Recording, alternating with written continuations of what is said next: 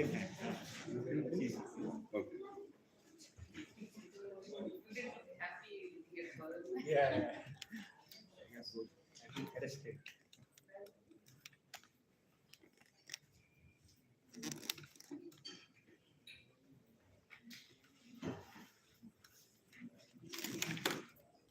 Handman, you all can sit down, please. Please, everyone, can you come in the front? These places are free. Please come in the front. It'll be easy. Please come in the front. The entire place is empty.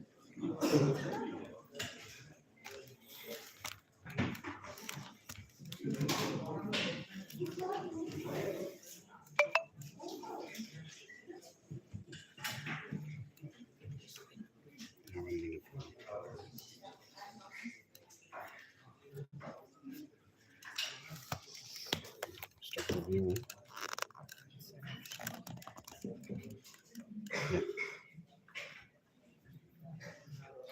Handman,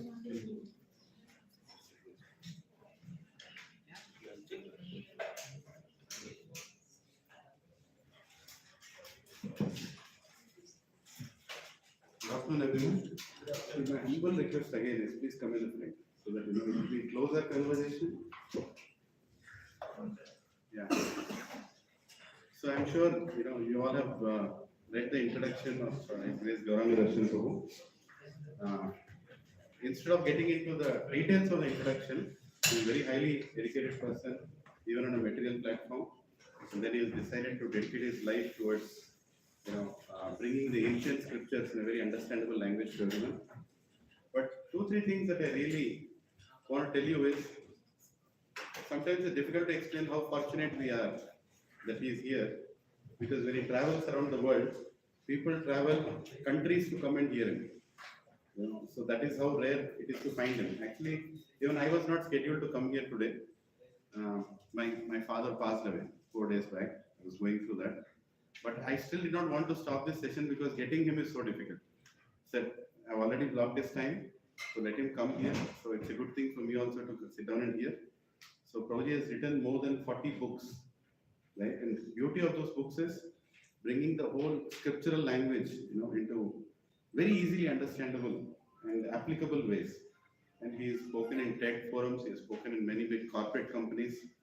And but I've requested Prabhuji, please come and give some wisdom here. Today is going to speak especially about success, right? As the topic itself goes, dealing with success. A lot of people think that success has come, so now I'm happy.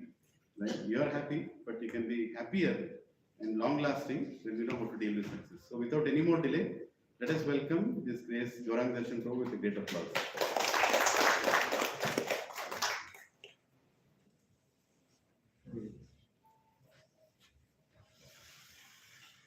I'll begin with a short prayer. Om Namo Bhagavate Vasudevaya. Om Namo Bhagavate Vasudevaya. Om Namo Bhagavate Vasudevaya. Thank you so much for having me with all of you today here. I was asked by Lorhan to speak about success within and without, how to deal with success within and without. And I don't want this 1 hour to be just a monologue. I want this to be a dialogue. I'll be more happy if you contribute, if you also participate. Although Prabhu was pushing you to come forward, even if you don't come forward, I'll come to you. This is my style. So, now before we proceed with our discussion, conversation, I would like to ask you, what do you mean by success? What's your definition of success? You can raise your hand and speak. If not, I'll point out something. What's your definition of success? What do you mean by success? Unless you want success or not? Oh, are they feeling shy? That is, I asked a very simple question. Yeah. whatever you feel, what is success? Reaching the goal. Reaching a goal. Okay. Anything else? Dreams come true. Okay. The dreams become a reality, it's success. Anything else from this wing? Success is a state of mind, not just a manifested reality. It's a state of mind also. Very thoughtful answer.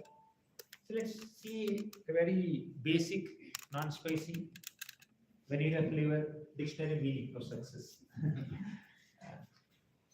The accomplishment of an aim or purpose, someone already said it.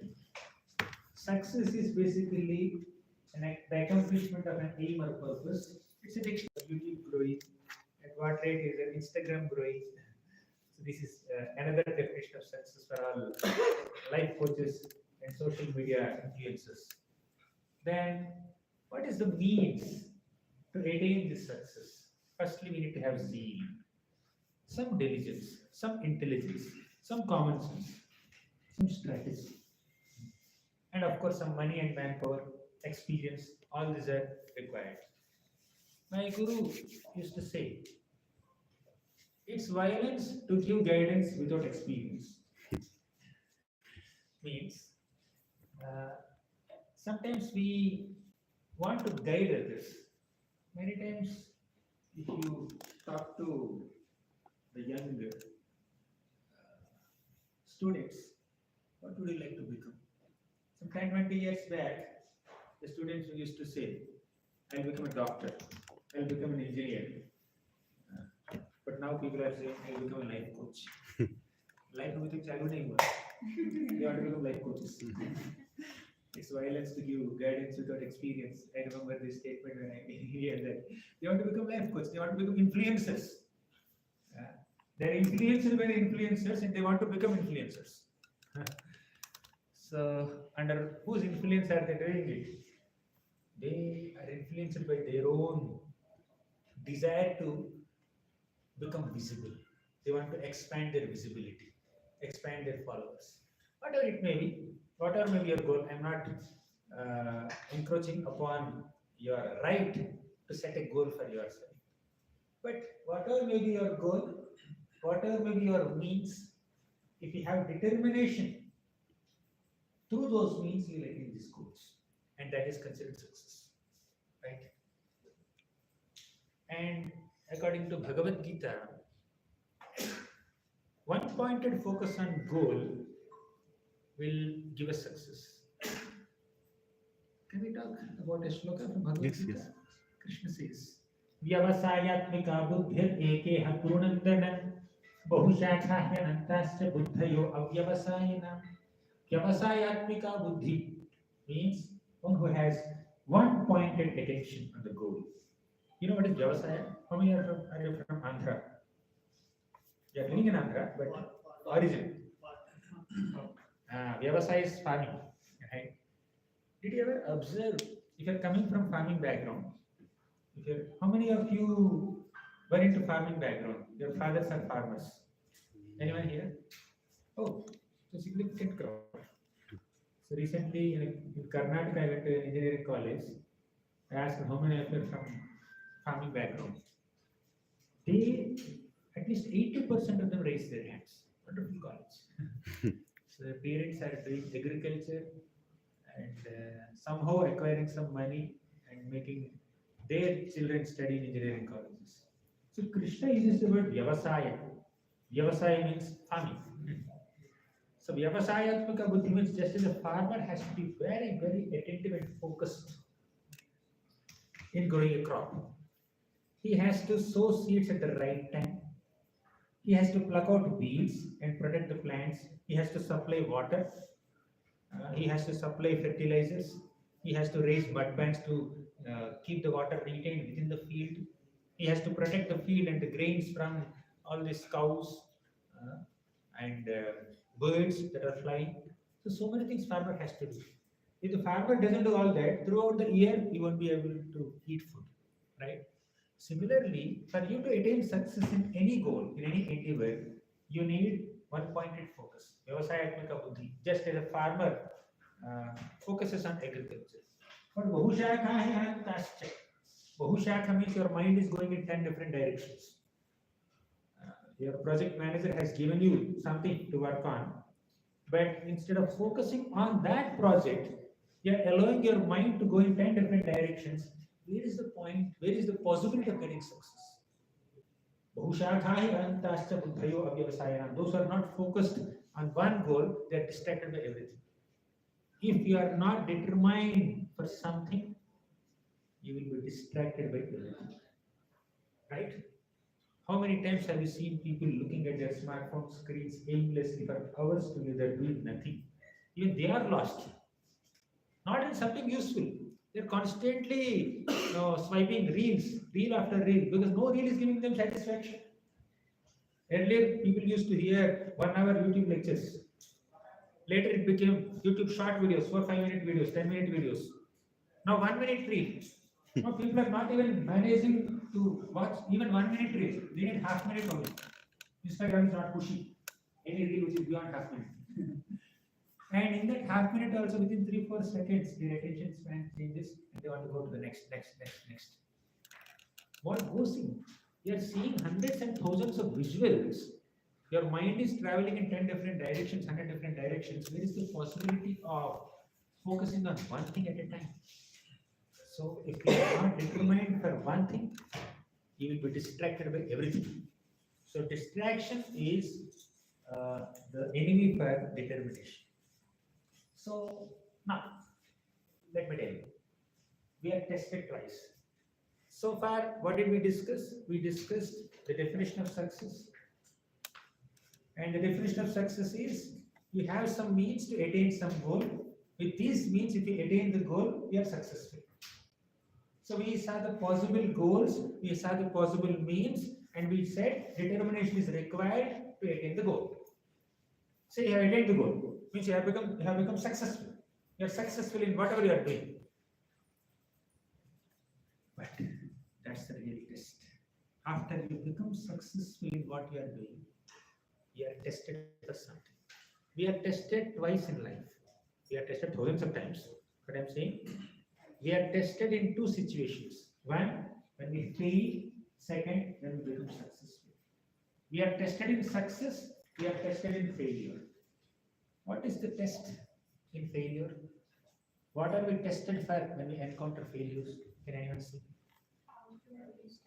Overcome those situations with those situations. How to deal with the situation.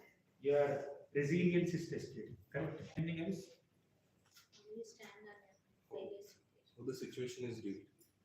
Huh? How the situation is dealt, whether it's good or bad. Okay. Patience is tested when we fail. When we fail, our patience is tested, our determination is tested, our resilience is tested. When we are successful, what is tested? How grounded you are. How grounded we are. Excellent answer. Anything else? Attitude is tested. Correct. Basically, we are tested for our consistency in failures. Something similar to what many of you said. When we fail, one possibility is we become very demotivated, depressed, disheartened, discouraged, and we become dysfunctional. When we fail, sometimes, not every time. But some people take the lesson that they need to learn during failures and continue consistently with the determination, and next time they will attain success. Right? In that sense, even failure also is success. When you don't lose your consistency, when you don't lose your determination, when you don't lose your focus on the goal. So we will fail, no problem. So we are tested for our consistency in failure, and we are tested for our humility in success. If your success is making you look down upon people who are not as successful as you, what kind of success is that? Say you become successful, you disrespect people who are not as successful as you. What kind of success is that? Say you are successful, if you are not grateful to those people who helped you attain that success, what kind of success is that? Our success is not just our success only. We have become successful either in our career, our studies, our professional growth, or wherever, we have become successful only because of the assistance of so many individuals. Our parents, our teachers, our friends, the society in general, so many people contributed to our success. If we are really successful, we are grateful to all the people who helped us attain success. Do you agree? So, our gratitude is tested when we become successful. When we become too greedy to take credit for our success, if you are unable to transfer credit to someone who has helped you in some way, someone who has guided you in some way, out of our insecurity, then our success is not really success. If we learn a lesson in failure and continue with determination, that failure is also success. But if you become arrogant and proud and egoistic and ungrateful in success, that success is also failure. Let's have the right definition of success. Attaining goal is success. That's the basic definition. As I said, vanilla flavor. But something beyond that is maintain humility, maintain respectful attitude towards others, and be grounded, as she said. And also be grateful to all the people who helped you attain success. So these are the two tests in life. We are tested for our consistency in failure. We are tested for our humility in success. Clear? Now, what are some common compromises that we make to attain success? Can you tell me? Sometimes to attain success, we need to compromise on some things. Let me give a simple example. A student wants to attain success in an exam, and the student may compromise on sleep. The student has a habit of sleeping at 9 o'clock, but tomorrow is test. I have to get good marks. I'll do some night out, or at least I'll study till 12 o'clock or 1 o'clock in the night. So some sleep is compromised there, right? So now that's once in a while, fine. Maybe sometimes there's some emergency. If that becomes a consistent thing in life, if every day is an emergency, then we are not being successful. Even if we become successful by making our life like a constant chase for success, that success is not really success. Anyways, I want to ask you, tell me some common compromises that we make to attain success. You are saying something. Laziness. You are asking for the compromise and for the What compromise we make? I just give an example. A student may compromise on sleep, cut down little sleep to become successful in exam. So I want that kind of examples. What are some common compromises that we make to attain success? Can anyone see? Simple question. Have you ever made any compromise? Yes. Health. Jai Ganesh ji. They are thinking of some austerity to carry. Yes. What are some common compromises that we make to attain success? Okay, if you don't say, I will listen. Huh? Ignoring some of your interests. Yes, correct. For example, what are some of your interests that you have ignored to become successful in your project? So please, your boss. Huh? Watching YouTube is your interest, but you could not because of project. Okay, great. Anything else? Anything else?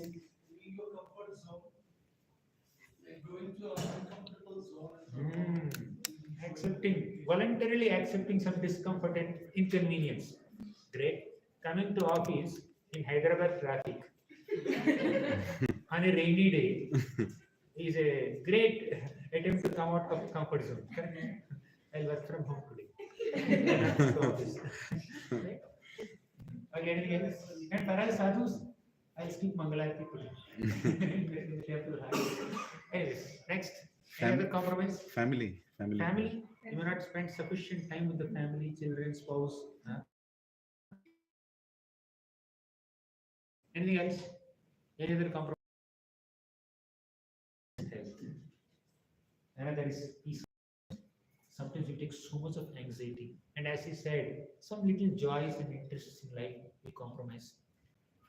And another biggest problem is We compromise on relationships. Prabhu indicated family. We compromise on relationships to attain success. But more dangerous than all this four is something else. Attain the so-called success that we want to attain, sometimes we compromise on values, virtues, principles, integrity, honesty, isn't it? What is the use of, what is the value of that success which is attained by compromising on integrity and values? What is the value of this success that compromises on values, virtues? Say, someone, a student, let's take the example of student. A student attains 90% in an exam by honestly studying for the exam, learning the subject.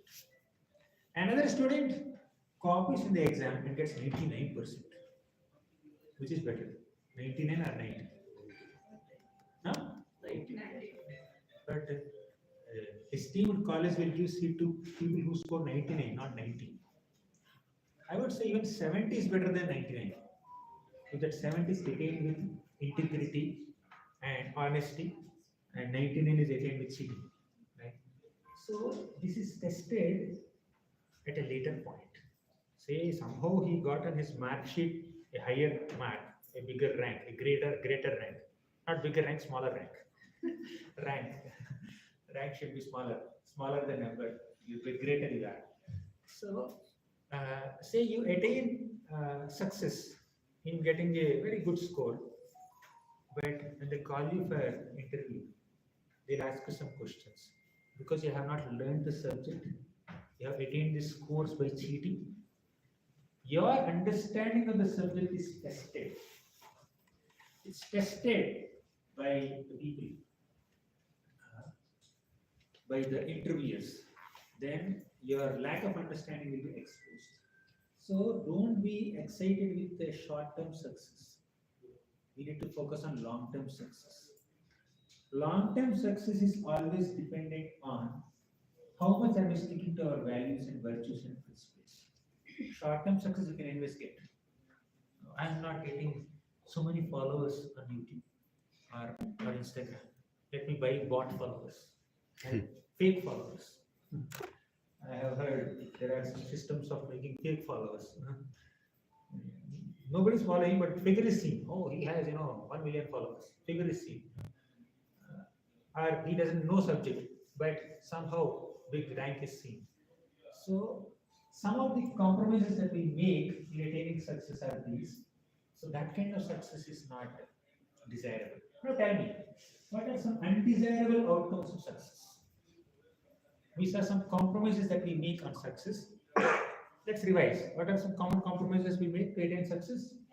Health, joys, relationships, peace, and Values. values. Most importantly, values. Now, what are some undesirable, unpleasant outcomes of success? Say you become successful. You attain what you wanted to attain by hook or crook, even by breaking values. Or even by not breaking values, you somehow attain success by compromising on your health or relationships or something like that. You put some sacrifice there. You did not cheat anyone, but you sacrificed so much of your own personal energy and health and you attained success. What are some undesirable outcomes of success? Tell me. One will be there to celebrate successful, like as we have compromised on relationship. Because they have compromised on relationships, nobody is there for you to share your success. Share the joy of your success. Very good. Anything else? Anything else? Okay, let me review. That's a wonderful answer. Stress. Sometimes we become very stressed out. Greed. When you become successful, you become greedy for more success. When you become successful in earning $1 million, you'll say, why not 2 million? Why not 3 million? If it is required for you, please do it. If it is not necessary for you, we become so greedy to get more and more and more and more money and don't even utilize it for right purposes, and we just become accumulators out of greed. that success is actually failure. Then pride, another important undesirable outcome is you have somehow managed to become successful in your career, but you become very proud of your success. You look down upon people, those who are not as successful as you. You disrespect them, you demean them, you oppress them, you suppress them, you dominate them. What is the use of that kind of success? You are successful, someone else is successful, you start envying them. Now you are successful, somebody is less successful, you start uh, dominating them, you become proud. When others are more successful, you become envious. When others are less successful, you become proud. Then your success is actually failure. Success that leads to greed, pride, and envy is a failure. Right? So we need to understand the right definition of success. Next. The greater heights we reach, the poorer our values many times. Not with everyone. There are some genuine people also. I know Rishikesh Mahatla in Mumbai area. He's a successful businessman. But he's so grounded, so humble, so down to earth. He respects even his driver. He never disrespects anyone. Like that, there are so many successful personalities. So, Ratan Tata. Now, let me give this example. Say, this is 7th floor, right? This ground floor actually. This is ground floor. Okay. Say you have to go to 7th floor. There is no elevator, no lift, no steps also, no staircase also. You are given a big ladder, big ladder. How many of you are experienced in climbing ladders? Huh? Little One, bit, two, not- three, four. Okay, quite a few. So those who did not raise their hands, they are not very experienced in climbing ladders. Initially, there is some hesitation, right?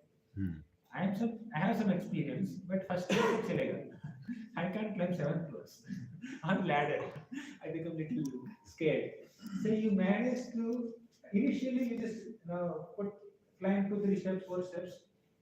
From there you become little nervous. You fell down. You are able to balance yourself.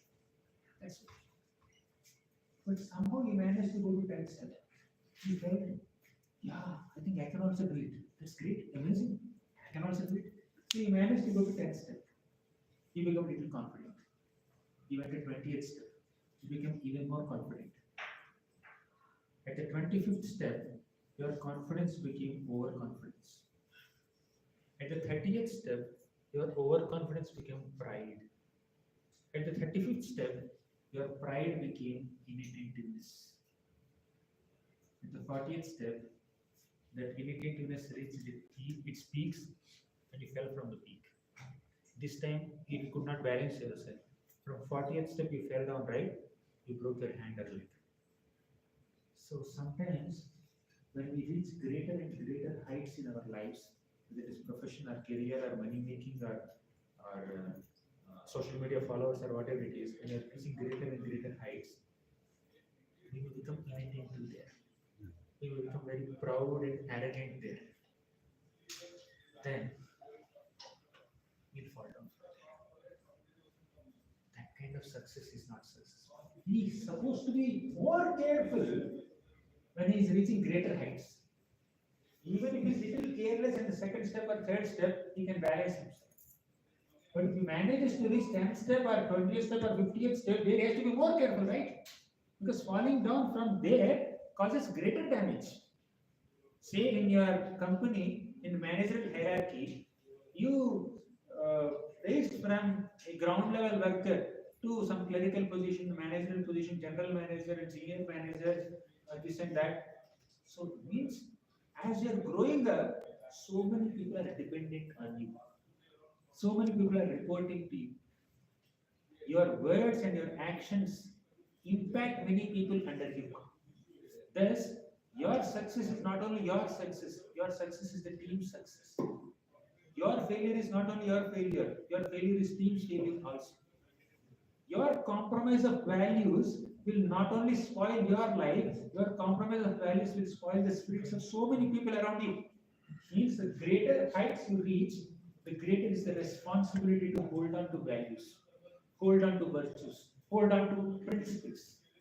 Otherwise, that success becomes failure. we need to be very cautious and conscious when we are reaching greater and greater heights. Right? So just like we have to be very attentive and conscious and cautious when you are climbing on a ladder.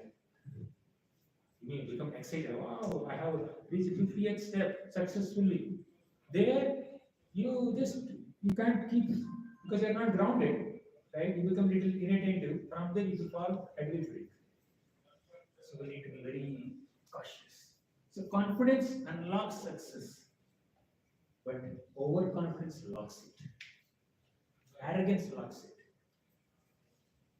Many times, people, if they compromise on their relationships to attain success, they become prisoners of success. Right? Have you seen trampoline? Trampoline, kids play, right? So they just jump up and down like this. It's like a elevated platform where some kind of cloth fabric is tied, and as you press the fabric down, you will go up. So life is also like that. So life is like a trampoline. The more you push down your ego, the higher you fly. The higher you are flying, the more you have to push down your ego. If you are unable to push down your ego, if your ego is pushing up, one day you will collapse. If your airplane of success is flying with the fuel of your ego, airplane crash is guaranteed. But if the airplane of your success is flying with the fuel of your humility, it will reach greater and greater heights. Ensure that you are fueling your success airplane with humility and not with pride. So the more you push down your false ego, the greater you will reach in life. So compromising on relationships is very dangerous, very dangerous success. So one thing is you are alone, prisoner of success. You have bought good iPhone latest model 15, 16, 20, 30. You have a great best car, branded car. You are using branded watches. You are using branded clothes. You have all facilities in life. You have a 3 BHK building, or you have a separate big mansion for yourself, but nobody is there to share your joy. So the joy of life, the success of life is not only in our physical comforts, it's also in our heartfelt emotional satisfaction that comes by genuine connections with others, genuine relationships with others. Right? Next. What does a child need from parents? Toys or time?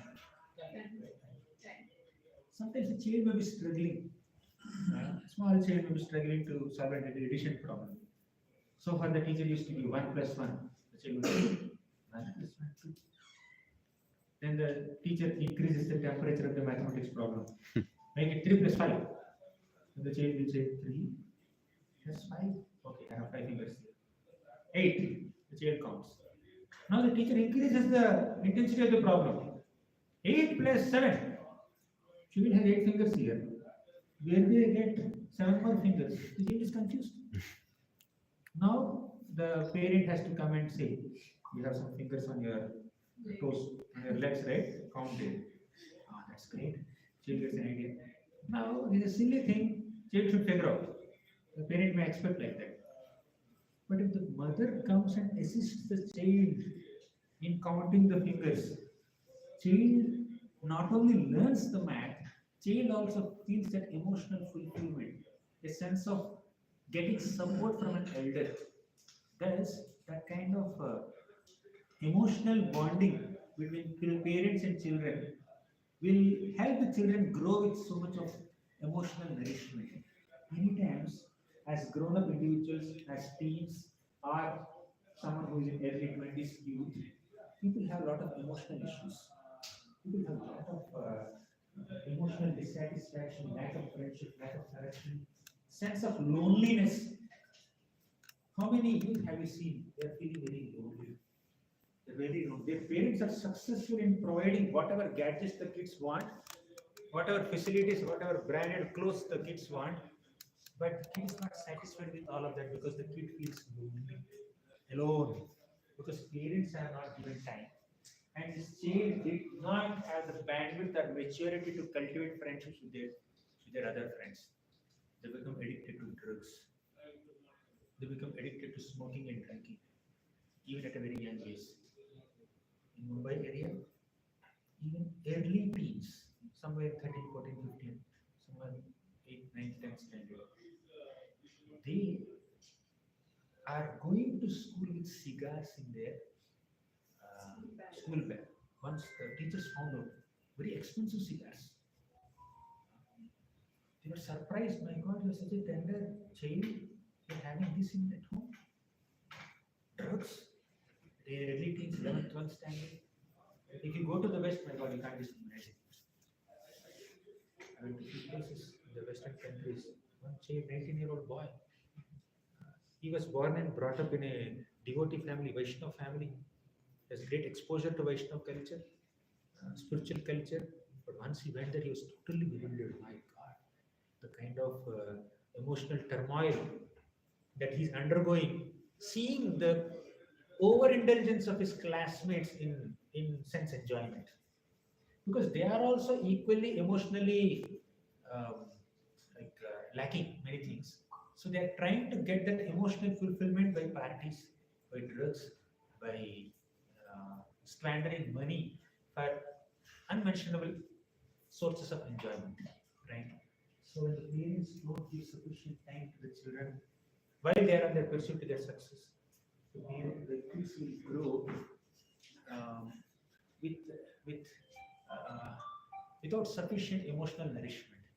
And once they enter teens, once their senses are developed, and the hormones are grown up, then they will do something unmentionable. So success is not just in earning money. Success is not just in earning name, fame, reputation, and followers. Success is also there in having heartfelt connections with family members, with friends, and you be peaceful at home, peaceful in your mind. So that makes your life successful. Now, my guru, my teacher, spiritual teacher, his name is Lorhan Swami.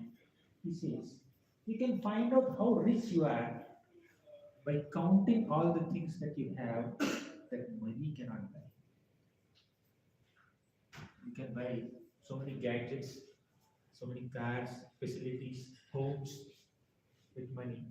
But what are these? You cannot purchase love. You cannot purchase affection.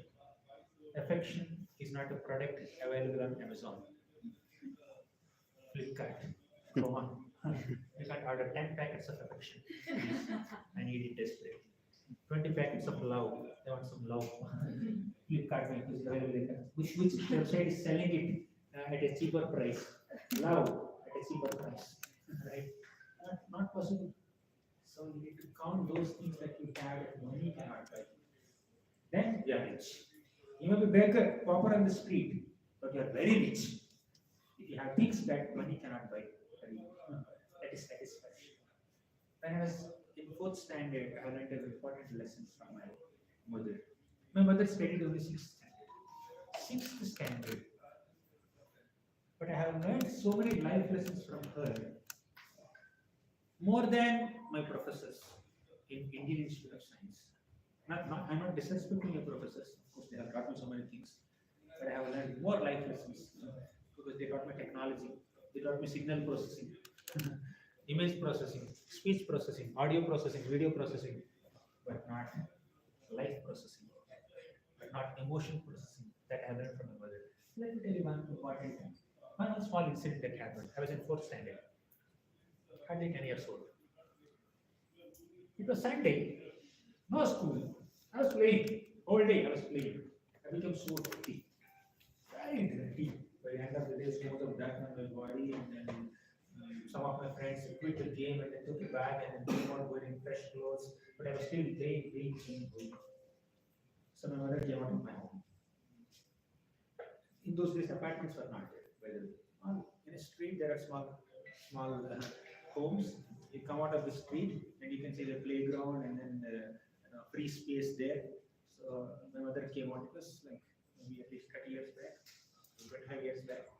So she came out and called me. I understood why she's calling me. But I already realized that I'm dirty. She called me. I went, yes.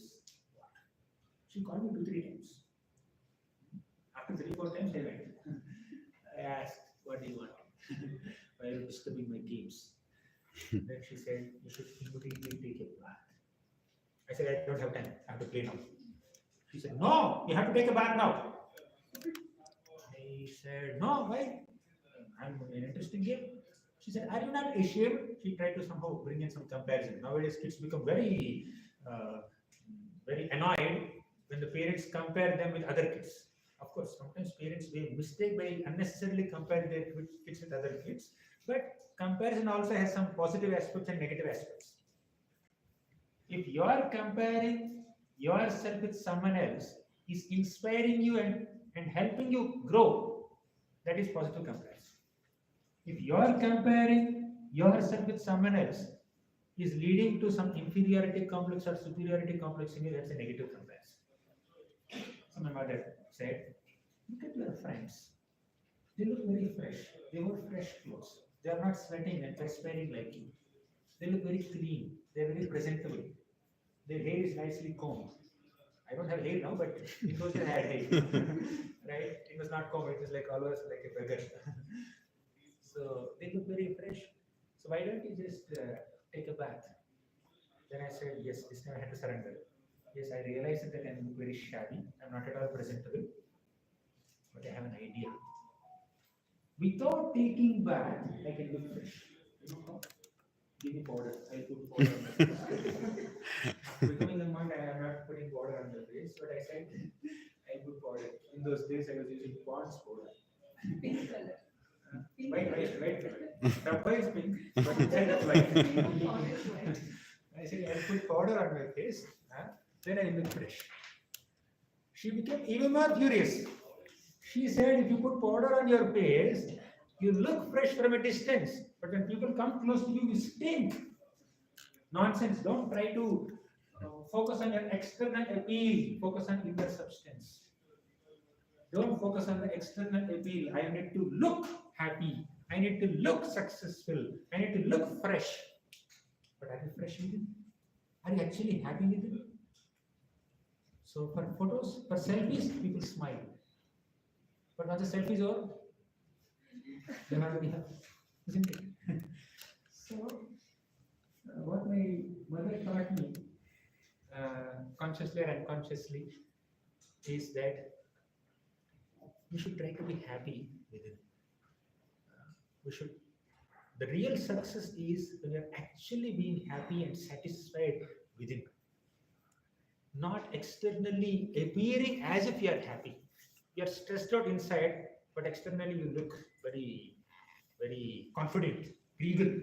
Those are acting very confidently, and they're actually emotionally not very satisfied with it. Overconfidence externally indicates internally there is no confidence, not sufficient confidence. Externally they are very, very happy. They are extremely happy externally. They laugh for every small joke. Even if there is no joke, they will laugh. Every 2 minutes they will laugh. Internally they are not very happy. So don't focus on the external appeal. Focus on inner substance. Sometimes we may say, thank you. Are we really thankful? The external expression of thank you should be an outcome of the internal emotion of gratitude. Isn't it? If you are grateful inside, you can thank outside. But oftentimes people are not grateful inside, but they thank outside. Externally they say thank you. I'm very thankful to you.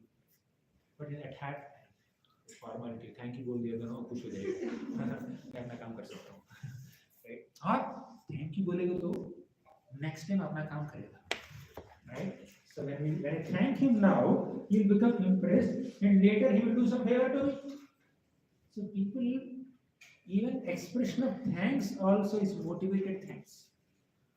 It's not a thanks that is expressed out of gratitude, but out of strategy.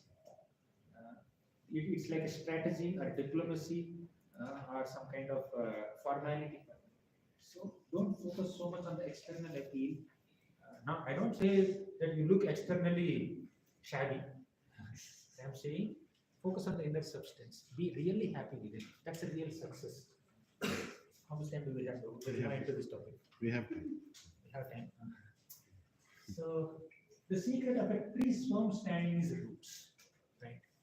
Say the roots are not sufficiently deep. The roots are not sufficiently strong. What will happen? Although the tree is very nice, lush, green with so many flowers and fruits and so many branches and leaves and twigs, looking very green. If the roots are not strong, such a huge tree will fall down. Say you have a big building, 10-story building, 20-story building, 40-story building. When I went to Singapore, I was living in the 39th floor, I think. So when I looked down from there, the devotees were saying, Prabhu, are you scared of heights? I said, not much. They took me to the balcony. Then I realized I was scared of heights. 40-story building, and when I looked there, everywhere it's like that only. 30, 20-story, like 20, 30 is like very common. Concrete jungle, hardly any greenery around. Singapore is not only Singapore, many places, especially in New York. So if the building is standing so tall and nicely decorated, but the foundation is weak, what will happen? It will crash. Similarly, in our life also, if you don't base our actions, emotions, and interactions on values, virtues, principles of honesty, gratitude, compassion, kindness, tolerance, humility, if you don't base our values, if you don't base our life and interactions and emotions and actions on these core values of human life, we will build a big skyscraper building of success that will collapse. That will not give us any satisfaction. We will only realize I have so much wealth, I have so many followers, I have so many branches. I did a startup within 10 years. I have now 100 branches all over the country. I am going overseas also. That's good to reach greater heights, but not at the compromise of your own values and virtues. The person who attains success by compromising on values, virtues, and relationships will himself or herself understand sooner or later that this is not worthy achievement. It's not worthy. One who is satisfied with little is very happy. One who is constantly hankering and greedy for more and more and more, he's actually starving with it. He has so much to eat or so much to enjoy, there is starvation inside. But people get little one small bread piece or one handful of pulvar, halwa, or some little khichdi. Once in a day also they are very satisfied because they are grateful for that one little cup of khichdi. If this person has 1,000 items in front of him, so many plates, restaurants, five-star hotels, cards in the pocket, but he's not satisfied. He's starving within. Or he overeats because sometimes when our emotions are not fulfilled, we overeat. Have you ever noticed it? You're eating too much because your mind is blank. Sometimes when you're so elated and happy with some genuine connections and friendly discussions, you don't derive so much of satisfaction in voracious eating. You eat as much as the body requires. Right? So let's make our roots strong. So I have around 10 points that make us more reflect better, introspect better, contemplate better on our own core values of success. But this will take 1 more hour. But I want to hear something from you. Instead of proceeding and giving so much of content, we have already discussed almost 45 minutes we discussed, right? Yeah. Yeah, 45 minutes we discussed. But I want to hear from you. If you have any questions, or comments, or reflections, realizations, objections, confrontations, this is the time. But to share what your takeaways, what did you like the most in the session? Now this is the time. I don't want to move further with so much of content. Otherwise, if you eat too much, we will get constipation. Right? If you eat as much as required, then we can digest it better. So we have already discussed so many principles now, but I want to hear from you. Any questions, comments, reflections? So what did you like the most What's your favorite takeaway? The last 45 minutes of the session. Ladder. Huh? Ladder. Ladder. Okay, great. So ladder means, can you just elaborate? It's like a You are too eloquent. You speak only one word. Yeah. What is about ladder? Who said that? What did you like about the ladder? Who is that? Okay, anyone else? Anyone else? That will shy probably. I'll not make you uncomfortable.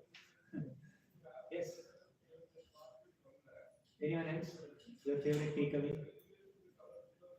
My favorite takeaway would be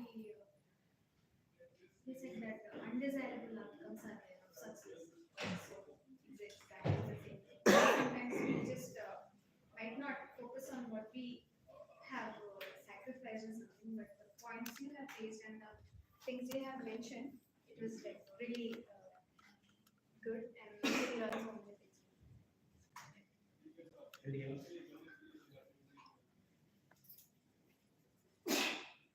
Any questions? Okay, you want to add something at the end? Any corrections? Well,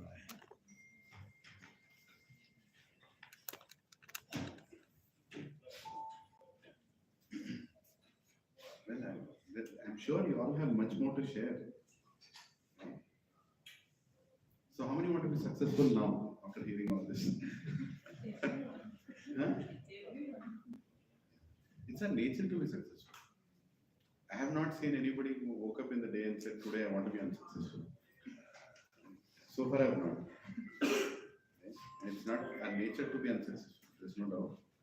But I think hearing such things has helped me many times, hearing from Prabhuji, many other things, to handle success.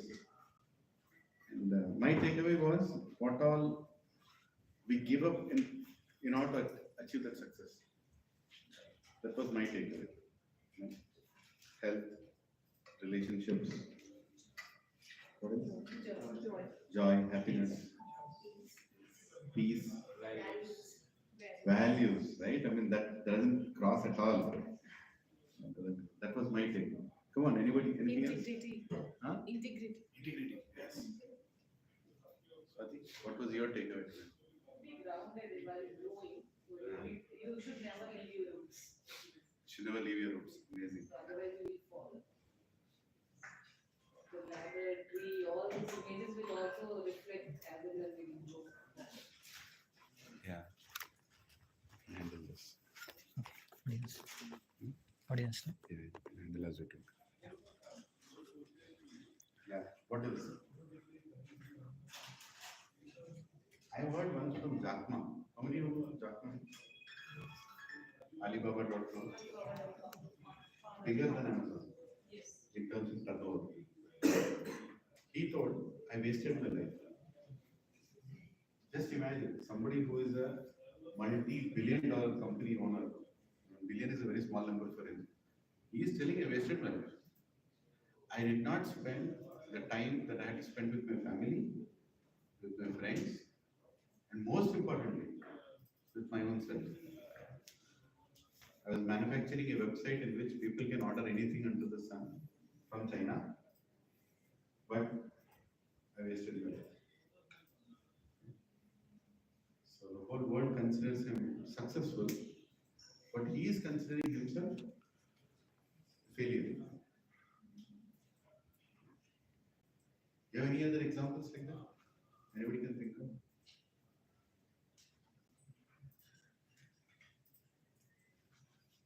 You heard of Meena Kumari? Meena Kumari? Right? I heard this story once from the Gauranga Prabhuji story that Meena Kumari was such an actress, people would die for her. Of course, now also there are some actors people think they died for her. In those days, Meena Kumari was once doing a shooting somewhere in some very remote area. And dacoits were attacked. Dacoits were very famous in that area. Not Chambal, but some other area like that. So actually dacoits attacked.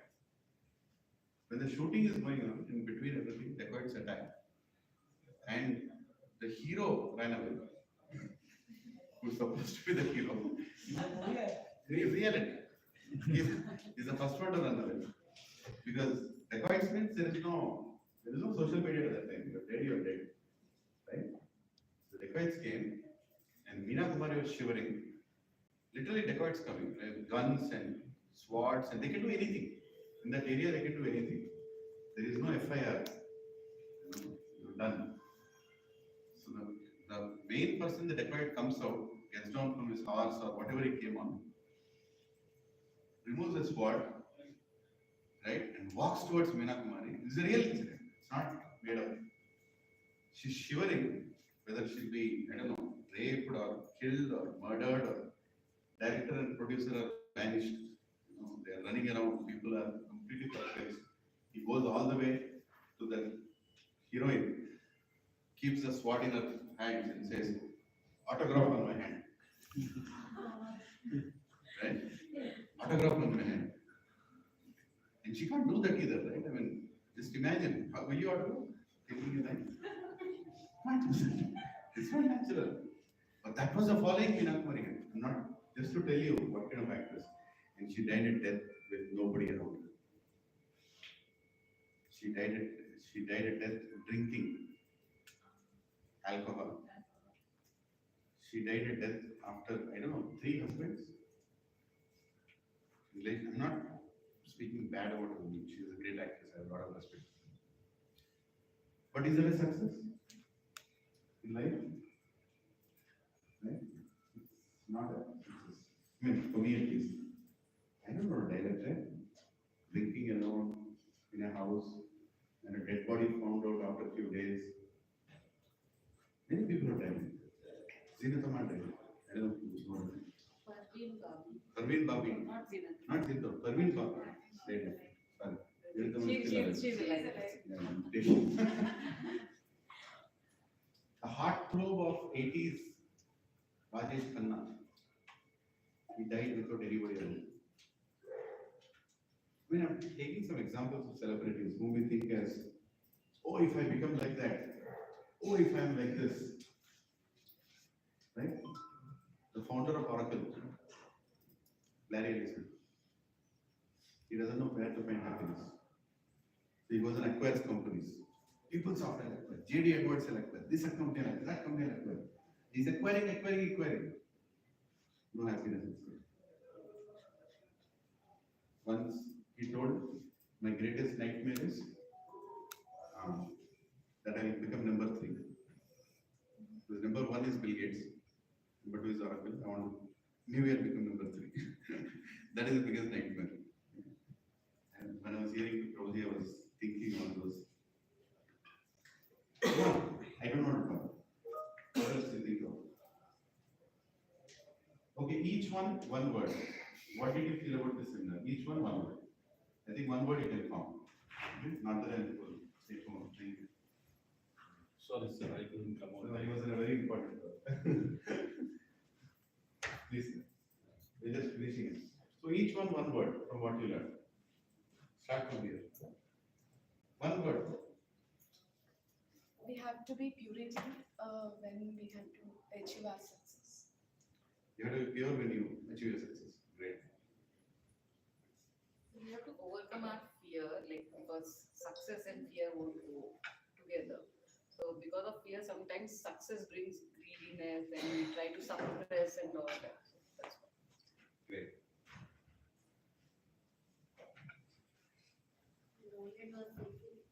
Be grounded. Even when you're successful, be grounded. Otherwise, you'll fall from the ladder. I give an example of going all the way up. Yes? Be humble with everyone when you get a success. Yeah. Don't dominate just because they are not reached to your level. Oh, 3 points. So be humble and be respectful. And even to people who are not successful, be respectful when you are successful. Great. Yeah. That's it.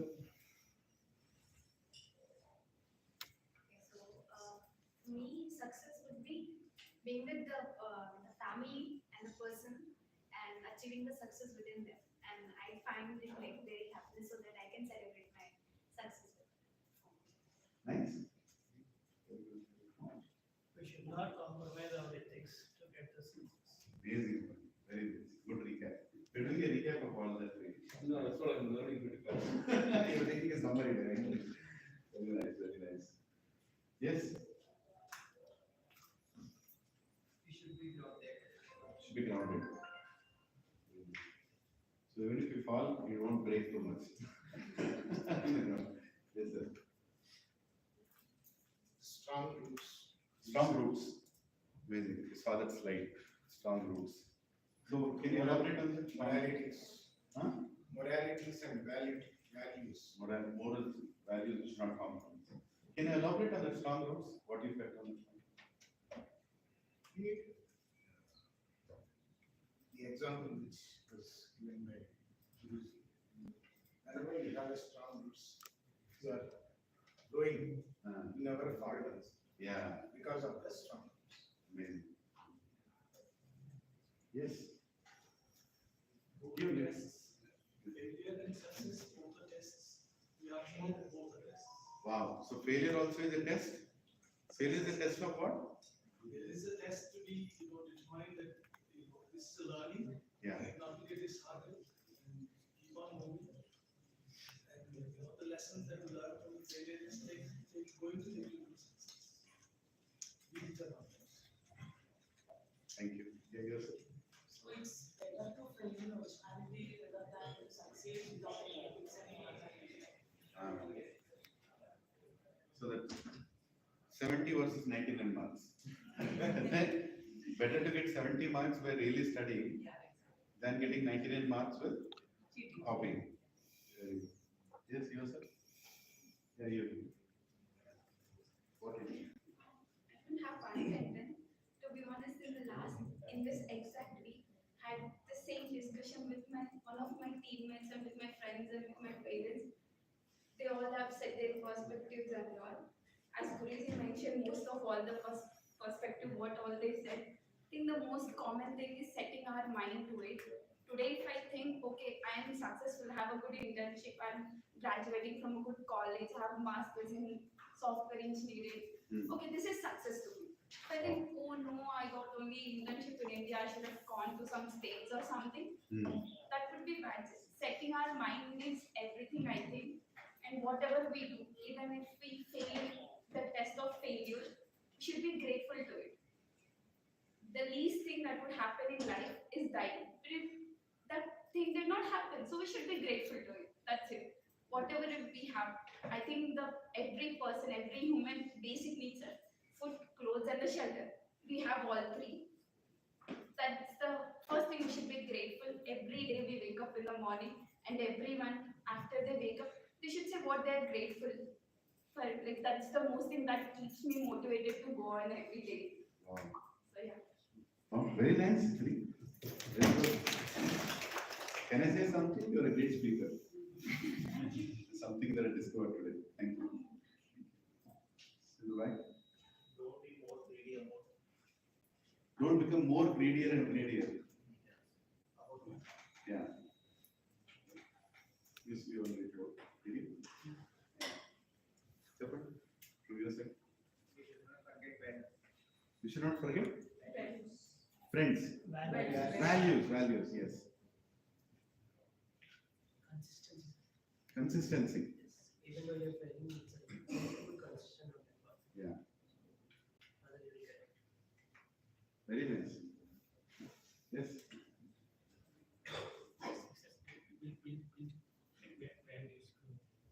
Make sure your values are intact.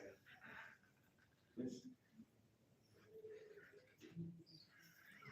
Without failure, there is no meaningful success in my opinion. Nice. Without failure, you won't appreciate the success. You don't know. Yeah. We need to learn from failure. Can I add something on that? Yes. Because I heard this from my senior. When I joined PwC, PricewaterhouseCoopers, to do my CA, so I was going and asking my seniors who passed, hey, how did you pass? How did you pass? Then one of my seniors, his name is Kaushik, I'll never forget what he told. He said, we pass because we have something. But why don't you go and spend time with people who failed? Asking them why did you fail? Because you will not repeat what they did. And there are some sincere people who will tell also.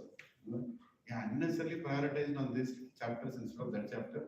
And you know, so that really helped me. You know, that's a very good point. You need to know why people fail, so you don't do the same thing. Yeah. Believe yourself, first of all. Believe in yourself. Peace of mind, everything. Peace of mind is a big success. Yes. Yeah, which chapter is it? From here? Can you speak? Please. One word, something that went into it. Being honest will be successful. Being honest. Being honest is very successful. Yes. Sir? For making the word success, career success, we are living many of them. We need to handle that also. Because after success, we will be left with nothing. We'll be alone. Yes. Like the jail. Yeah. Showed that standing in cell is there. Business of success. Prisoners of success. Prisoners of success. Yes. Be pride. I should not be proud of the name. Yeah. I was the one who was talking about ladder. So when you're climbing up, you should not be so egoistic or you should not be. Can you elaborate the point on ladder that Prabhuji told? So basically, like he said, like when He is waiting for you to Thanks. ask. When I asked actually there was a confusion. Both of them said the same thing. So I was waiting for his answer. So like basically when we step up in one or two steps, we'll be like confident. So when we keep on going up, we feel like I'm more overconfident like that. So we keep on climbing up. We cannot be so egoistic that I only can do this thing. So that leads to falling down on all the ladders. It's very nice. Thank you. Stick to the values. Stick to the values. Amazing. I mean, actually, in today's day and time, I'm getting 70% of the people saying values we should stick to. That's really very motivating for me, myself. Yes? Balance yourself. Balance. If you want to learn. Yeah, the second step or the 50th step? Always. always get balance. Yeah, that's what Roger said. I mean, if you're not grounded, if you don't have success built on morals and values, you'll go up there and crumble. And when you fall, you'll break your limbs. From the first level itself, we can have some damages. Amazing, amazing. Thank you. Yes, sir? Commitment on what you're doing. Commitment on what you're doing. I told the shloka also, right? Vyavasayatmika buddhi, ekah kurbhanti. Amazing. Srikanth?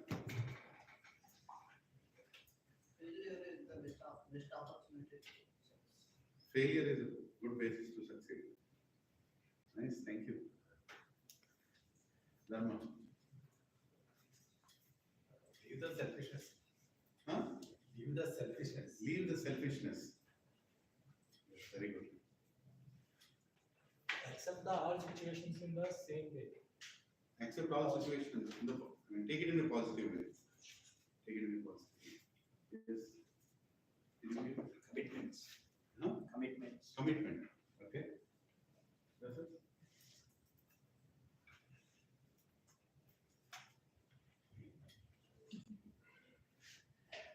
They're committed to complete the work they're doing.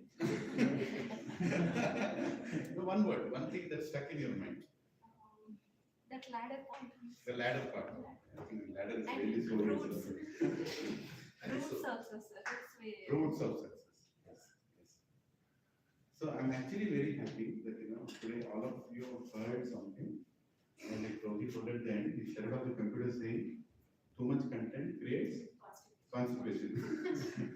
So fixed way he showed us, that how we should handle both failure also, success also. There are so many lectures to deal with failure. There are so many psychiatric institutions to deal with failure. There are so many hospitals to deal with failure. But there is the most important thing is we don't know how to deal with success. And what caused the success comes? Success comes at the cost of family, health, so many anxiety, stress, so So many things we compromise to get successful.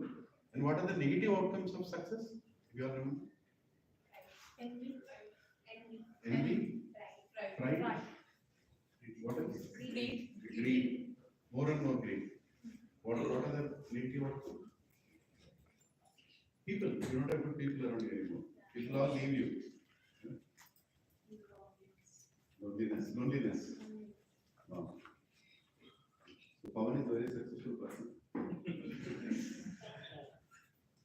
I keep failing that a lot of. How many of you failed so far? There is a. How many of you succeeded so far?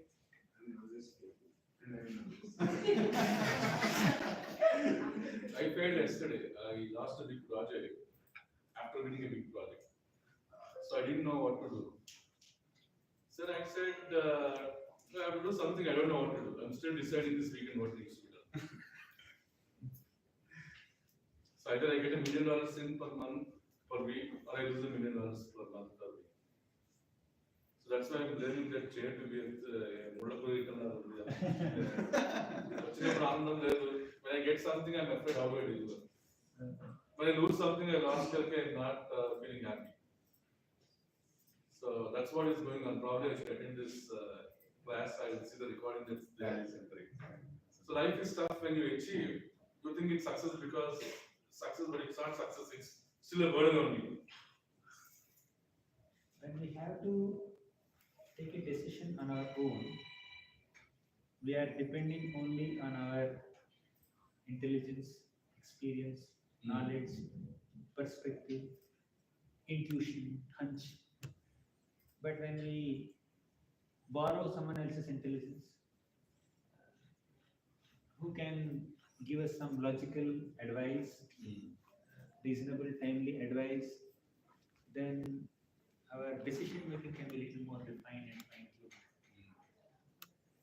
If I think I know the way to reach the destination, and if I don't keep Google Maps, I will sometimes end up wasting money, wasting time also.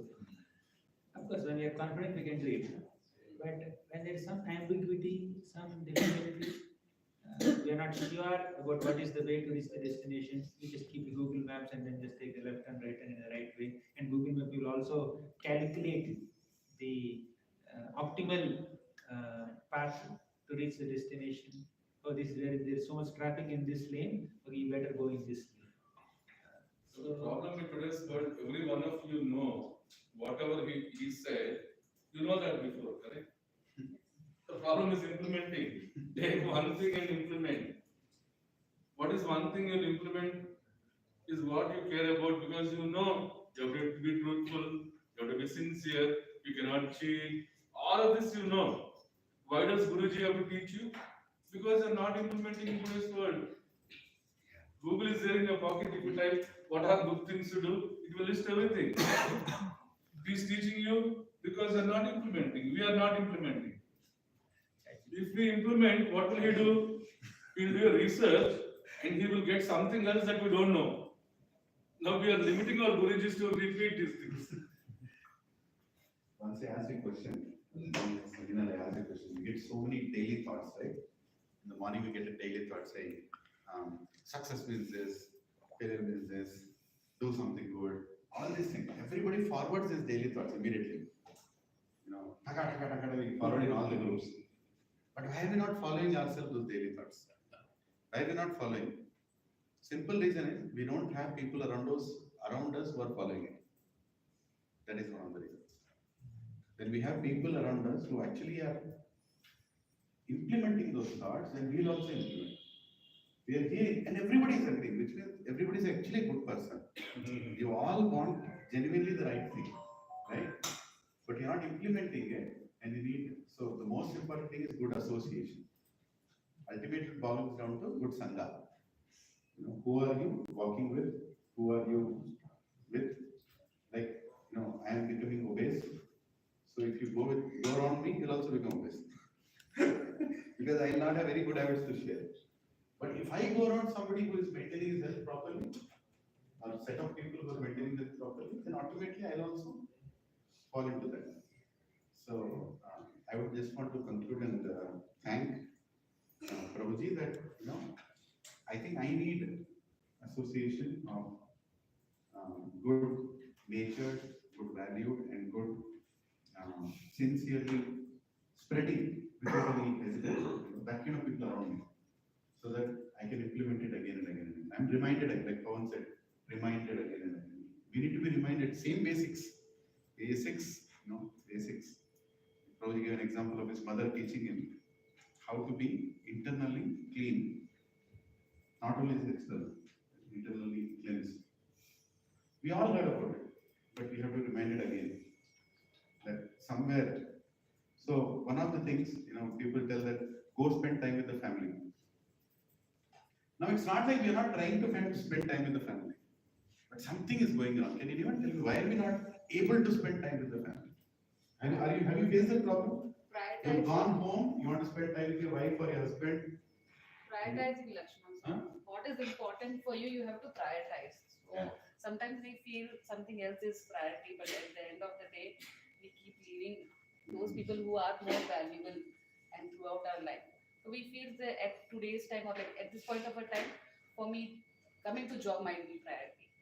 Might possible my father needs, so I'll say, okay, mother will take care of him, fine. So I'm good. So our priorities and what we are prioritizing, that also we have to. Yeah. That's very easy. One of the things that my mentor taught me, it's really working out from sharing with you. So earlier, to spend time with my wife, I would take her to a multiplex, or I would take her to a good park, or we would go to a movie. And we'll end up coming back in the same mood. Right? The irritating mood with which we went, something happened there, and then we're coming back again in the same mood. So something was not working. So I was going on questioning, what is that need to spend time with family? What is that successful way of spending time with family, in a way? Right? Then my mentor told me was a simple thing. Don't try to make her happy, first you have to be happy.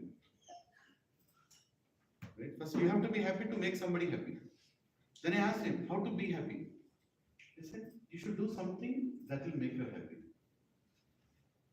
Right? I didn't understand. Wait a second. You want me to be happy, and then I have to do something to make her happy. So who is happy here? He or me? Then he told me one amazing thing from scriptures. He told me, right? See, this is the beauty about hearing from Prabhuji's, who have so much based on scriptures. Today's seminar, if I go back, there are 100 shlokas behind those slides. Prabhuji has not spoken those shlokas. He told me, our nature is to serve. Our nature is to serve. So when I take my wife out, or when you take your husband out with an intention to serve him, you will automatically become happy. Right? Like you take your small child, son outside and say, hey, which ice cream you want, I buy you. What are you doing? Indirectly you're serving him. When you are thinking, how do I serve the opposite person, you become happy, and because you have served, the opposite person becomes happy, and the opposite person becomes motivated to serve you, she becomes more happy, and ultimately you become happy even without going to a multiplex. Even without going to a movie theater. Even without doing anything. When your intention is to cook something for each other. Right? It's a different topic, but I would want to show you a few books for children and for adults. Actually, there are 30 plus books, and Prabhuji is taking this to another, he is going to another program from here. I have to write in there. So this beautiful, colorful book, with so many, you can see, Gita wisdom for, children. And if you think you are a child, it's for you also. Right? Very highly, nicely printed. And again, Gita wisdom tales, that is for devotion, this is for knowledge. And Dhruva, determination. Right? And there is this one, he just gifted me one, because from chaos to calm. From chaos to calm, how can you go? And they're very simple, not like, don't think, oh, such a thick book. You can see each chapter is like 10 pages. You can finish a chapter a week, or even a day, right? And simple, blossoming into uniqueness, journey to inner strength, soaring about life's traffic. I don't know how much you spend on recharging your mobile, but if you spend a little on taking this book, it recharges your life, right? So, Prabhuji is here for the next 10 minutes. Actually, I have to take him, get getting late. You can take this, he can help you with a number that you can pay towards, or you can take it and get it signed by him, he's right here. And if you go to Amazon and just type Gauranga Darshan, you will see at least 30 books and highly rated. And as I was telling you, today I was not scheduled to come here. Something happened in my life, my father life. I wanted to cancel this, but I said no, because he's talking about success and I want to hear about success. And we as an organization are running towards success, I can tell you that. Like with the recent wins that we had, Pawan's hard work. Now we need this seminar because we want to handle the success. And we want to be happy inner. Outside we are anyway happy. We are going out doing all parties, but inner happiness, right, with the success. So any concluding words? So is it on air? It's on YouTube? Yeah, in my channel. Okay, because my wife is watching me, I call you in to answer. She's saying you're on the air, you're not answering me. Oh my God. That is unsuccessful. She knows my channel? Yeah. I didn't know. She was watching me and saying, I see you answer the phone. As a concluding remark, I would like to recollect a shloka from Bhagavad Gita. Krishna says, Trividham narakasyenam dvaram nashanam atmana kamaha krodha tatha lobhas tasmat etatrayam kijit. He says the three gateways to hell. Number one, kama, desire. Number two, krodha, anger. Number three, lobha, greed. What's the problem with these three? Kama is desire. Everyone should have desires. Kama is not necessarily lust. Kama is desire for anything, right? Kama. So the desire, if it is not fulfilled, you will get krodha, anger. Many times, when our desires are frustrated, when our expectations are frustrated, we become very angry. Kama leads to krodha if it is unfulfilled. But if the kama is fulfilled, if the desire is fulfilled, then there is lobha. I want more. I want more. Right? Fulfilled desires will lead to greed. Unfulfilled desires will lead to frustration, anger, disappointment. So let us regulate our desires. Whether it is desire for success, desire for money, or whatever it is, when we keep it regulated and keep it within boundaries of what we can handle. Sometimes the endeavors that we take up, the efforts that we take up, may go beyond our ability to address only. They go beyond our ability to handle. Sometimes you start something, it grows so big, it outgrows you so much with your mental stability, intellectual bandwidth, or physical resources. You can't actually handle it sometimes. So when we keep our expectations in check, when we keep our desires in check, we can avoid a lot of frustration and anger in life. And also, when we actually get what we want to get, we should not become more and more greedy, right? So this kind of mindset is called satisfaction mindset. But satisfaction does not mean stagnancy. If someone who gets 40% in their exams, they say, I'm satisfied, 40%. I don't need more. Then we call him, you are not satisfied, you are stagnant. Satisfaction is not stagnancy. You need to grow up to your full potential. You need to elevate yourself to a higher consciousness, higher rank, higher status, to actually utilize what God has given you. Right? You need to grow up to your full potential.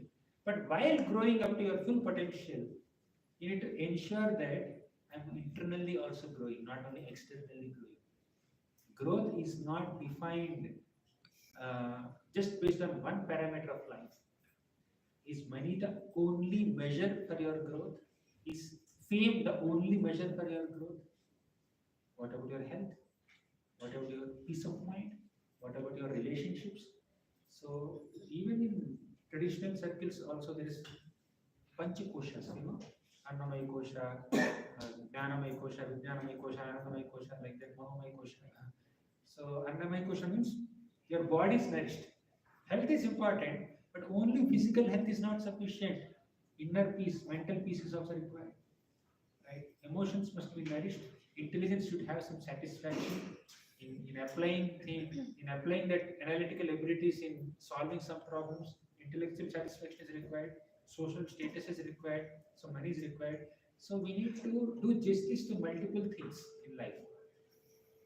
Then you have a garland, nice beautiful flower garland with some roses, with some chamanti flowers, with some greenery here and there, multiple colors, multiple sizes, multiple shapes, different numbers of petals in each, different flavors of fragrance. If all these flowers come together in the form of a garland, that looks so appealing, so beautiful. Life is also like garland. We need multiple flavors. Ugadi? Ugadi chutney we eat, Ugadi pachadi, right? It has multiple flavors. Some sourness, some sweetness, some spice in life that will make life more complete. If you go to gym and then do some workout only on one hand, right? Your hand will become so strong, but rest of the body is weak. Right? Don't do workout only on one hand. So workout is required for the whole body. Similarly, in life also, if we focus only on work and compromise on relationships, then there is a problem. If you focus only on relationship, you are friends with everybody, no productivity. And there is no productivity. You are not doing anything, but you are just saying hi, hello, just spending time with people. So both are required. So how much is too much? You are the best judges. How much is too much for you, whether it is success or money or food or spending time with people. So all these things are required in life, but how much I need to prioritize, as Madam said, priority management. Oftentimes we say time management, but along with time management, we need to do priority management also. So we need to list down all our things, allocate sufficient time and mind space and bandwidth for each of them, and then have a more fulfilling dose of success rather than overdose of success at the compromise of values and inner peace. So you have to have a fulfilling dose of success, reasonable dose of success, right? That is real success. The success in one area becomes unreasonable while we become failure in many other areas of life, then that success is actually failure. So better we have reasonable success in all the most important areas of life. And for that we need guidance, good association, as he said. And I'm very grateful to all of you for allowing me to share my thoughts for the last few minutes. And I wish you all the best. Wish you a very successful personal life, professional life, and spiritual life.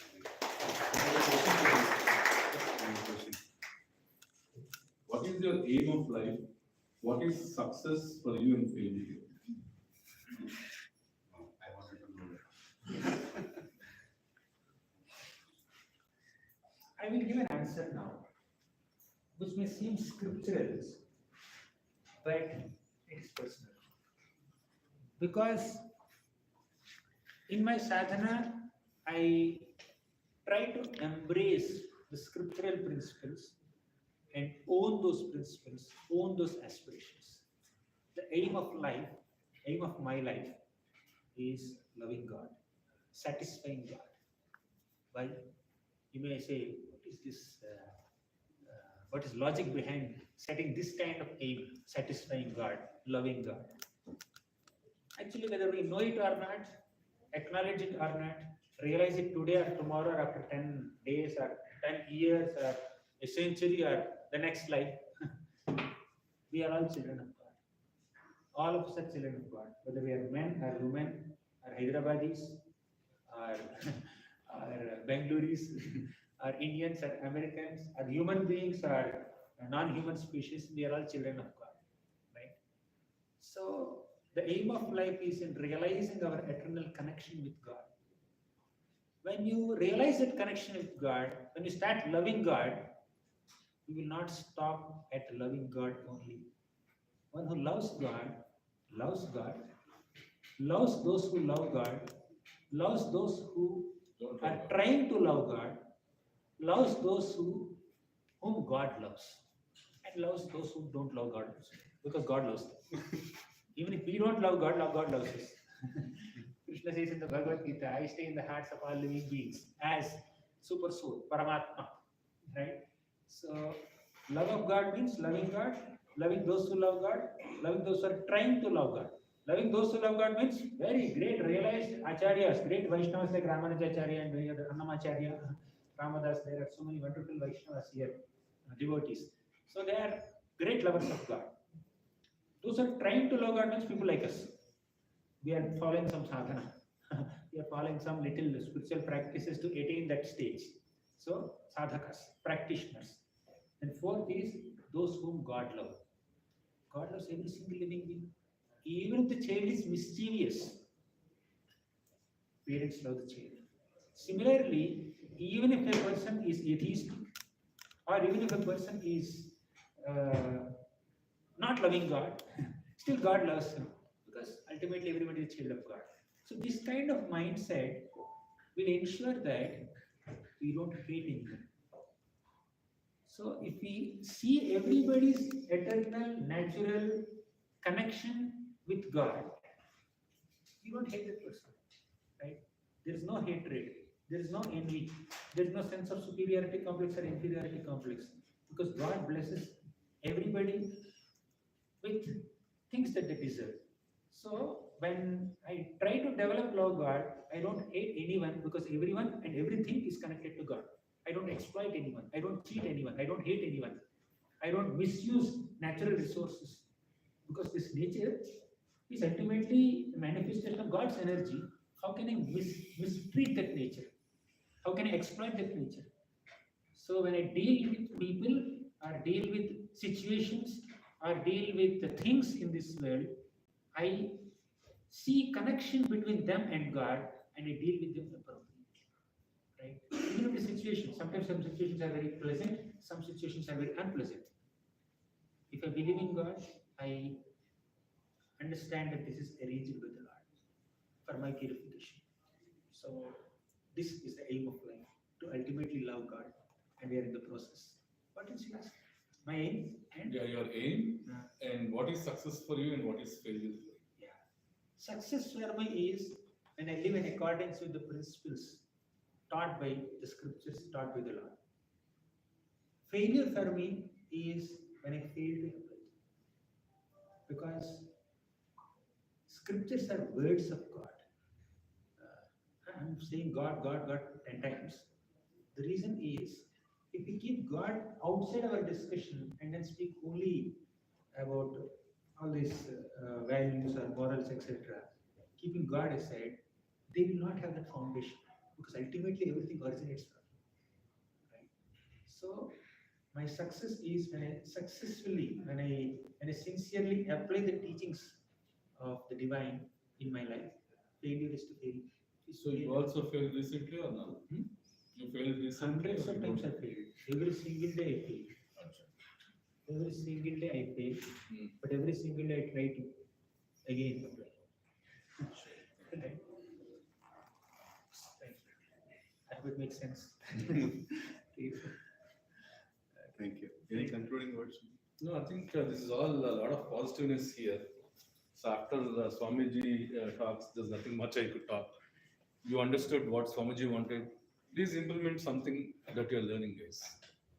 So you all know you cannot lie. You have to be fair to everybody. You have to be grounded when you have success. When you have a failure, recover, bounce back, and all of these things.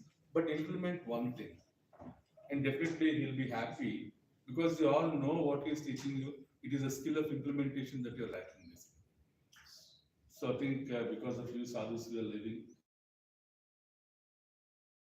Though we could not do what we are doing, probably will also make sure we implement one or two things that are closer to your heart for you to stay here. This happy scenario. Thank you so much, sir, for coming and sharing your thoughts. To close up with one final statement. We talked so much about relationships, Right. right? So we think we are related to our family members because there is blood relation. Blood is the connection there. He is my brother, she is my sister, but someone else, my neighbor, I have nothing to do.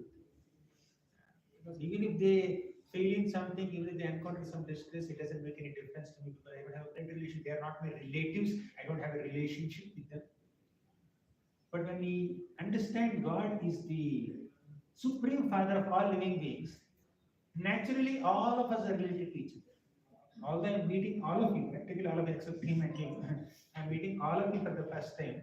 Please understand we have an eternal relationship with each other. You are a child of God, you are a child of God, you are a child of God, I am a child of God. The spiritually we are connected to each other. So spiritual life basically means, human life is basically meant to realize that everybody is connected to the Lord and thus everybody is connected to everyone else. Everyone should love everybody. Everyone should love everybody. Thank you, sir. Thank you. Thank you very much for your time and happy Ganesh Chaturthi in advance. Ganesh has already come. I'm unfortunate. This time I won't be there for the festival. But I pray to Lord Ganesh ji. And I would want Rohit to leave one meditation on Ganesh ji for this year. Is it okay? We are very grateful to Ganesh ji for giving us the wealth of wisdom in the form of Mahabharata. Vyasadeva, who is the author of all the scriptures, he wanted to write Mahabharata. He wanted a scribe. Because writing takes a lot of time, I understand now. Now what I would do, now you know what I do? To write this book specifically, I didn't actually type most of it. I took my phone and there is speech to text. I dictated it. Speech to text. So already it's typed. Then I polished a little bit and then it just came out. So I dictated the book. So in those days, speech to text machine was not there. Someone has to actually write. So Vyasadeva was dictating Mahabharata and Ganesh ji was writing it. But Ganesh ji agreed to write, but he said, I'm a fast writer. He's faster than your typing. So I will write very fast. You have to dictate also very fast. I can't take a pause. Then Vyasadeva said, fine, I agree with your condition. But I have a condition. Whatever I say, you have to understand it and write it. Not just writing. Ganesh said, of course, I will agree with your condition also. So whenever Vyasadeva needed some time to think, because while writing you have to think, right? He would compose a little cryptic shloka and Ganesh would spend some time to understand it. Meanwhile, Vyasadeva will make up his mind to dictate the next portion. That's how in the collaborative effort of Vyasadeva and Ganesh ji, we have Mahabharata today, which is a source of so many important values and lessons, and also storyline. That's very interesting. So thanks to Ganesh ji for giving us Mahabharata. Haribol, thank you. So we only have few books actually. It's only one box with I think 10 copies of each. Whoever wants to take it quickly come because he has to leave in another 5 minutes. Yeah, and so you can help him buy it. You can gift yourself something good. Thank you.